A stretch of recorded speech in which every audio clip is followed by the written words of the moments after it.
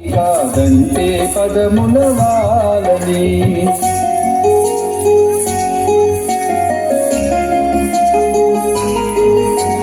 జీవన వేదం బోధన సారం విశ్వ కుటుంబముకై శ్రీకారం జ్ఞాన ప్రకాశం పంచిన దేశం కోరెను లోకపు సుఖ సంతోషం కణకణమున ఉపకారమి నిండిన కర్మయోగిని హే జనని మెడలో మాలగ వాలని కాదంటే పదముల వాలని